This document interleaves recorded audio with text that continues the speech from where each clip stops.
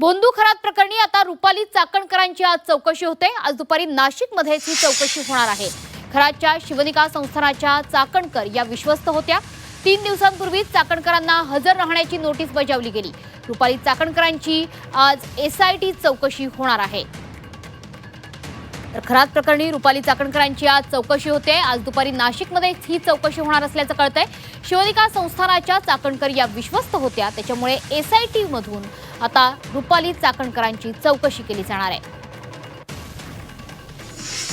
रुपाली चाकणकर यांच्यावर टीकेची झोड उठवण्यात आलेली होती, कारण अशोक खरात यांच्यासोबत त्यांचे असणारे फोटो आणि त्यांचे एकंदरीतच शिवनिका या संस्थानाच्या त्या विश्वस्त होत्या, त्याच्यामुळे एसआयटी कडून आता रुपाली चाकणकर यांची सुद्धा बोंदू अशोक खरात प्रकरणात चौकशी केली जाते। या चौकशीअंती नेमकं काय समोर येते हे बघणं महत्त्वाचं आहे। रुपाली चाकणकरांची आज एसआयटी चौकशी होते आणि एसआयटीचं पथक गुन्हे अन्वेषण प्रशिक्षण कार्यालयात दाखल झालेलं आहे। चाकणकरांच्या चौकशीसाठी आता हालचालींना सुरुवात झालेली आहे।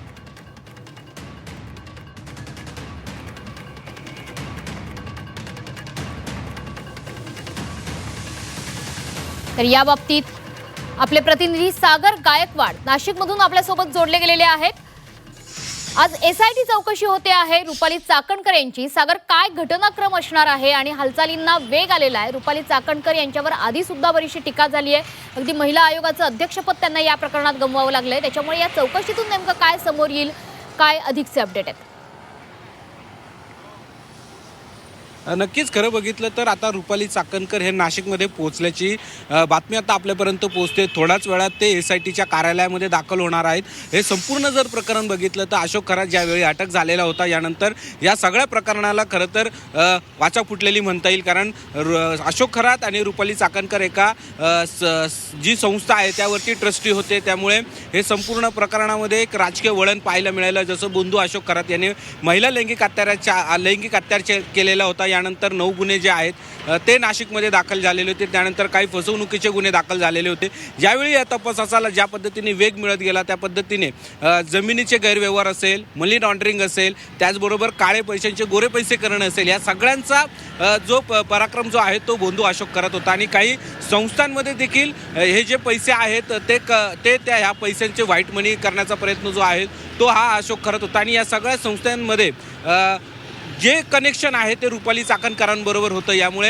ही सगळी जी चौकशी आहे रुपाली चाकणकरांची या संपूर्ण प्रकरणाबाबत होण्याची शक्यता वर्तवली जाते, कारण रुपाली चाकणकर हे अनेक वर्षांपासूनचे संबंध जे आहेत ते अशोक खरात बरोबर होते। अनेक जी शिवनिका संस्थान जे देखील होती त्या ठिकाणी देखील सदस्य जे आहेत ते ट्रस्टी ह्या रुपाली चाकणकर होत्या। या ठिकाणी देखील आर्थिक व्यवहार मोठ्या प्रमाणात झाल्याची ईडीकडे माहिती आहे। यामुळे सगळ्या प्रकरणात ज्या पद्धतीने एसआयटी स्थापन झाल्यानंतर काही फसवणुकीचे गुन्हे दाखल झालेले होते, त्यानंतर या महिला लैंगिक अत्याचाराचे गुन्हे दाखल झालेले होते। त्यानंतर काही एसआयटीचं पथक जे आहे ते शिवनिका संस्थांपर्यंत पोहोचलं होतं, फार्म हाऊसपर्यंत पोहोचलेलं होतं।